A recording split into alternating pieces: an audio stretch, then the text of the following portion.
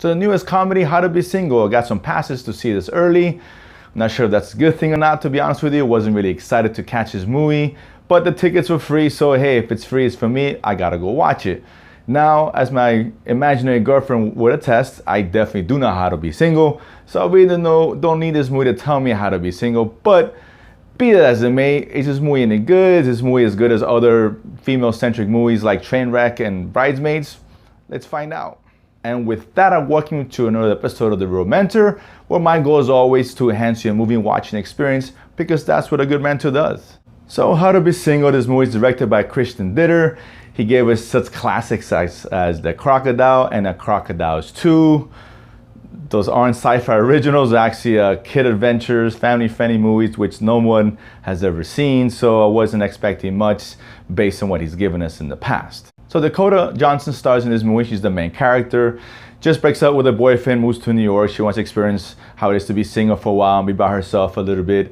Doesn't last very long as she ends up meeting with Rebel Wilson, who kind of takes her into town, teaches her how it is to be single in a place like New York. This movie also stars Alison Brie and Leslie Mann, who are serviceable, but the star of the show is Rebel Wilson. She's actually fantastic in this movie. She's really, really funny. Without her in this picture, this movie kind of basically falls flat. She really brings life. She brings the comedic elements to this flick. She's got the best lines. The best situations occur when she's on screen. Now, Johnson and Mann are okay. They're serviceable. Nothing wrong with them. Brie was kind of wasted here. She's doesn't even interact with the other three characters at all. I'm not really sure why she's in the movie. She doesn't serve much of a purpose. She's just in there and has a couple of funny moments. But it's kind of a waste. It would have been better just to focus on the three main characters who have given more than meat of the story. Let me just say, this is not a terror movie. I didn't hate it. It's a comedy, so it has to be fun at the end of the day. And it's you know, amusing. You will laugh sometimes. And I caught myself laughing pretty hard at a couple of moments, particularly with Rebel Wilson's character. But for the most part, the jokes don't always hit. It's very uneven. It goes from, especially the first 45 minutes are very funny, and then it just kind of falls off. A lot of serious moments, and particularly involving one of the main characters, one of the main characters' boyfriends, one of her boyfriends anyway, dealing with issues with his daughter, and it gets a little awkward. It doesn't make sense, and he kind of gets shoehorned at the end unnecessarily. But for the most part, the movie is okay. Now, I do know how to be single, so I brought a couple ladies with me to this movie to kind of get their opinion, as I'm not the biggest rom-com fan out there. Now, the ladies, they really enjoyed it.